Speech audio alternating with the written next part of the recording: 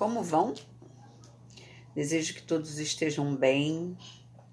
Estamos em isolamento. Hoje é dia 10 de maio e precisamos ficar em casa, né? Para tentarmos só não, para ajudarmos, né? No combate, no controle ao coronavírus, o Covid-19. Estamos todos assim muito apreensivos, mas sabemos que tudo tem um propósito, tem um para quê, né? E nós precisamos nos concentrar em estarmos silentes, amorosos uns com os outros, solidários, porque isso é o mais importante no meio disso tudo, né? Vamos continuar aqui a nossa leitura de Elizabeth Reich. Parei num capítulo 5, que chamei de 5, que se chama Quero Ir Embora. A menininha dizendo que não pertencia àquela família, àquele lugar, que gostaria de voltar para casa, que queria voltar para casa, né? E terminou o capítulo ela dizendo que a única coisa que ela sabia é que desde que ela havia chegado ali, que se entendia, né, o despertar da consciência dela, é que ele existia. Ele com letra maiúscula e entre aspas. Deus, né? Essa força, essa consciência suprema. E ela disse que poderia contar com ele, que era aquele que ela sabia que nunca abandonaria. Então vamos começar o próximo, que dei o número de 6 e que se chama Tenho Saudades da Unidade. Certo dia, minha mãe recebeu um convite de uma prima que havia se mudado para a cidade com o marido e os filhos. A família nos recebeu no vestíbulo. Os 2 rapazes nos observaram. Nós os examinamos em silêncio, até que a prima de minha mãe nos mandou para o quarto de brinquedos. Corremos para o quarto dos meninos. Havia um trem que corria sobre trilhos, além de uma pequena tipografia e uma lanterna mágica. Tudo isso me impressionou bastante, mas o que me deixou mais excitada foi o fato de os meninos terem muitos livros. Todos os livros de Jules Verne, né? Aproveitamos magnificamente o tempo. E era tarde da noite quando voltamos para casa. As 2 famílias se harmonizaram e, a partir dessa ocasião, nos encontrávamos todas as semanas. Eram tardes agradáveis e divertidas, sendo os rapazes meninos bem comportados e alegres. Assim como eu lera certa vez em um livro, andava sempre à procura de uma, entre aspas, unidade eterna na amizade. Meus colegas de escola zombavam de mim e não se interessavam por essas coisas tolas. Então, sugeri aos primos que fizéssemos um pacto de amizade eterna. Os meninos acharam a ideia excelente. Só que o mais novo, dono de uma forte vontade que o tornava naturalmente o líder, disse: primeiro é preciso que cada um de nós mostre a sua assinatura. Assim, todos os 4 precisamos assinar o nome num pedaço de papel. Gretchen e os garotos escreveram seu nome em letras grandes e com iniciais bem destacadas das demais letras, quase ilegível, além de terminarem as assinaturas com um longo arabesco. Achei esses adornos supérfluos e escrevi meu nome com letras simples e bem legíveis. O rapaz mais jovem olhou as assinaturas e então disse com grande desprezo: o quê? Você quer selar uma amizade eterna quer ser um membro de um grupo de amigos e nem sequer possui uma assinatura decente? Você só fará parte do grupo quando também puder apresentar uma assinatura adequada. E assim, os três selaram uma amizade eterna para a vida e para a morte. Fiquei profundamente ofendida, abatida e infeliz. Mal cheguei em casa, tirei chapéu e casaco e já comecei a praticar uma assinatura. Escrevi meu nome 1000 vezes, as iniciais com grandes volteios, uma grande curva inicial e as outras letras quase ilegíveis. Tentei copiar a assinatura do médico, que tornava as receitas quase legíveis. E então terminei toda essa obra com uma enorme linha sinuosa. Era artificial. Não me parecia verdadeiro. Mas, no sábado seguinte, disse orgulhosa a meus amigos: vejam, eis aqui também, já tenho uma assinatura. E rabisquei um impressionante garrancho num pedaço de papel. Os 2 meninos e Gretchen observaram a assinatura, e então o mais jovem deu a sentença. Bem, ela ainda é muito legível, mas vamos aceitá-la. Você fará parte do grupo. Tentei me sentir feliz, visto que meu desejo for atendido. Porém, estranhamente, não consegui. Não, algo não estava certo. E quando fiquei diante do espelho, logo ao chegar em casa, e olhei para a invisível, eu mesma, de frente, ouvi uma voz interior que dizia: sua assinatura era falsa. Ela não representa a sua imagem. Você acredita conseguir coisas verdadeiras mediante coisas falsas? Amizade verdadeira por meio de uma assinatura falsa? Os que não reconhecerem a sua verdadeira assinatura também não poderão ser seus amigos verdadeiros. Triste, afastei-me do espelho e fui dormir. Nunca mais consegui repetir aquela assinatura por tanto tempo praticada. Tinha nojo de fazê-lo. Sabia que aquela amizade eterna para a minha vida e para a morte era uma coisa artificial, e tal como minha assinatura, e que os rapazes não tinham nenhuma ideia sobre a amizade que eu procurava, a eterna, a que transcende tempo e espaço, a verdadeira amizade real. E eu estava só em minhas buscas por uma verdadeira amizade, por uma verdadeira unidade. Só.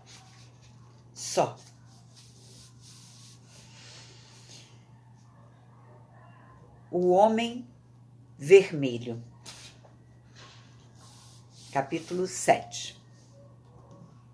Quando completei 9 anos, participei de uma experiência comovente.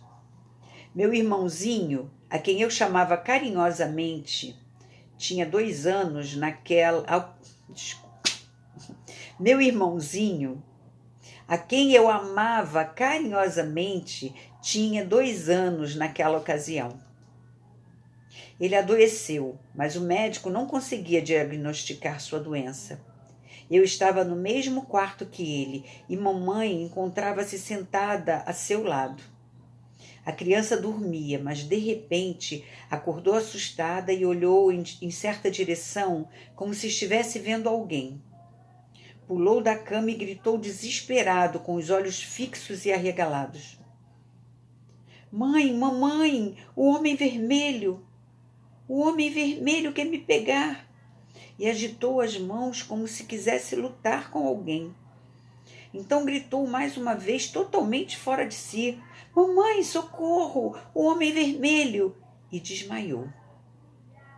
Minha mãe pegou-o no colo e em seguida deitou-o ternamente outra vez, mandando em seguida buscar o médico, bem depressa.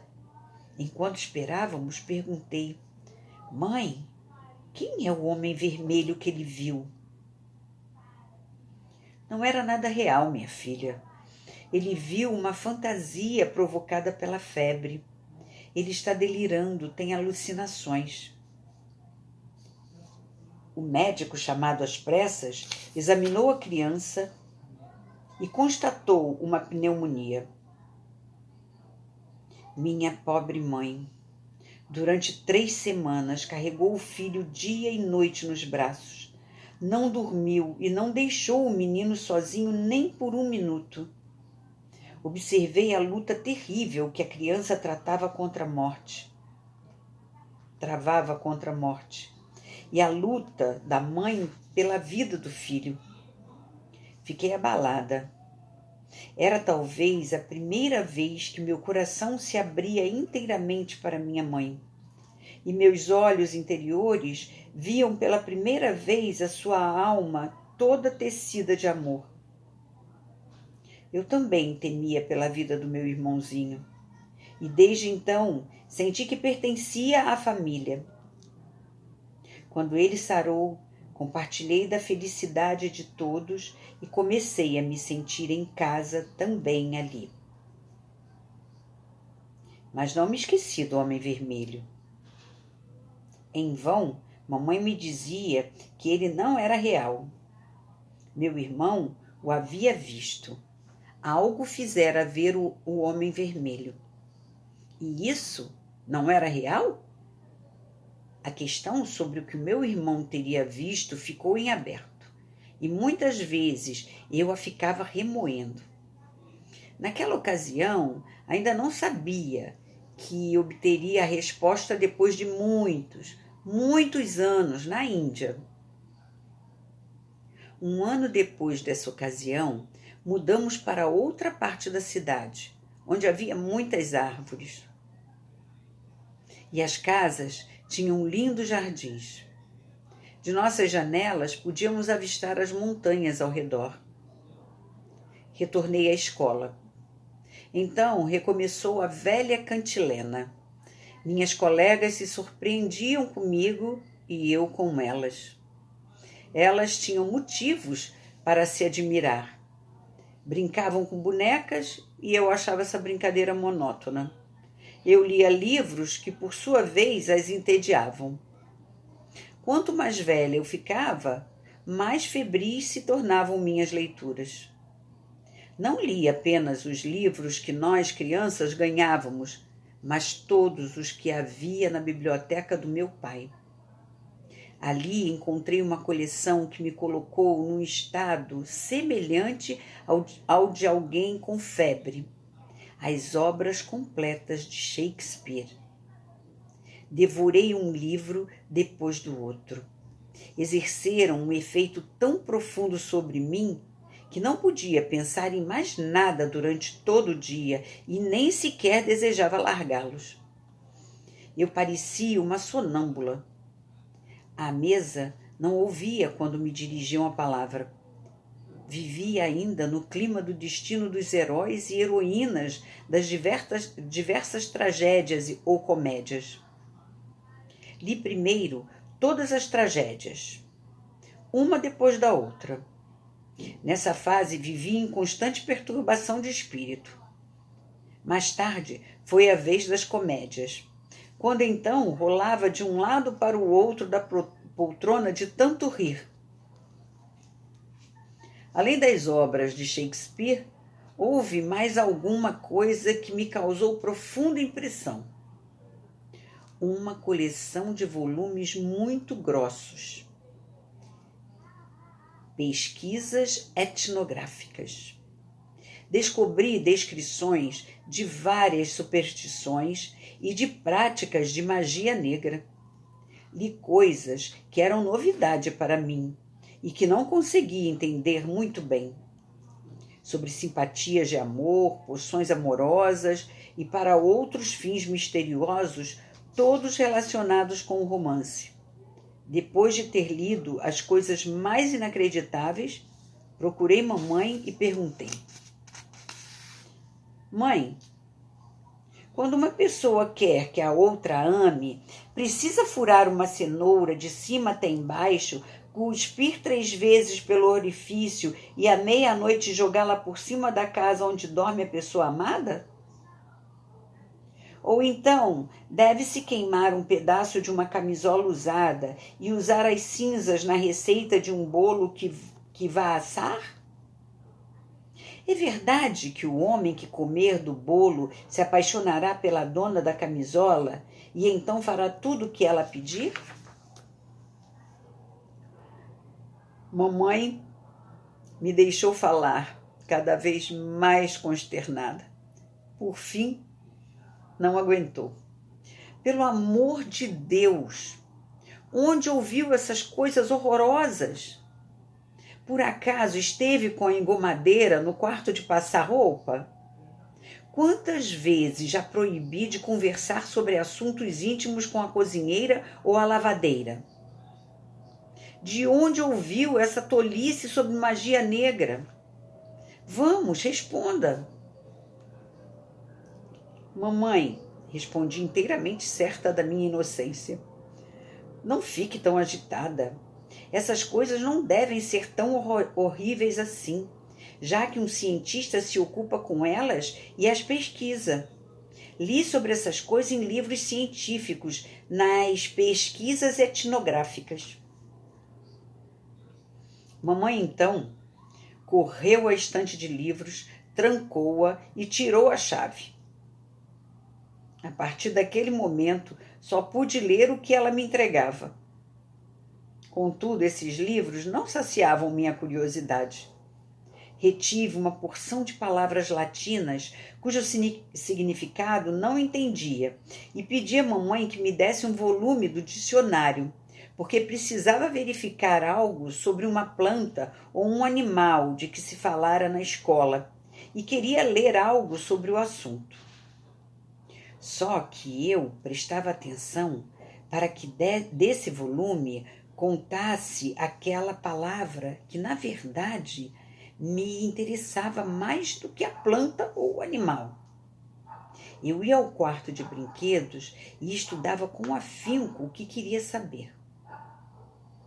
Assim, em sua inocência, mamãe me permitiu ler no dicionário tudo que ela me proibira, sem sequer desconfiar do fato. Além disso, descobri pelas suas palavras que a lavadeira deveria saber de coisas interessantes a respeito de superstições.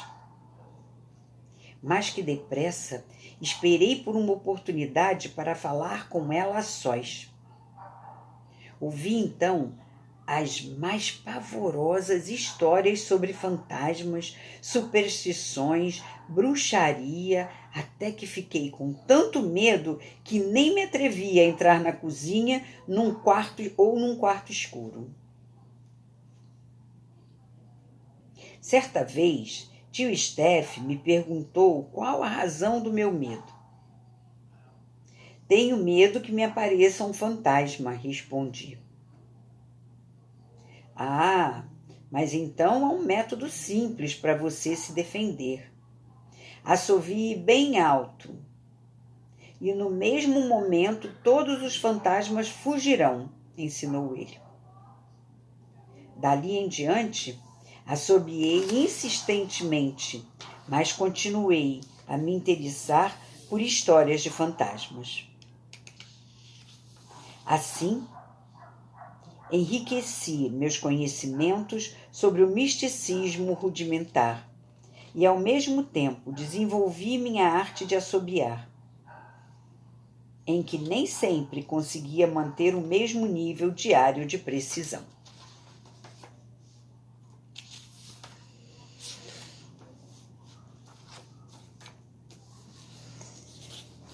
Vamos ficar aqui para que a gente não passe muito dos 30 minutos, porque temos mais 2 capítulos de 3 ou 4 páginas.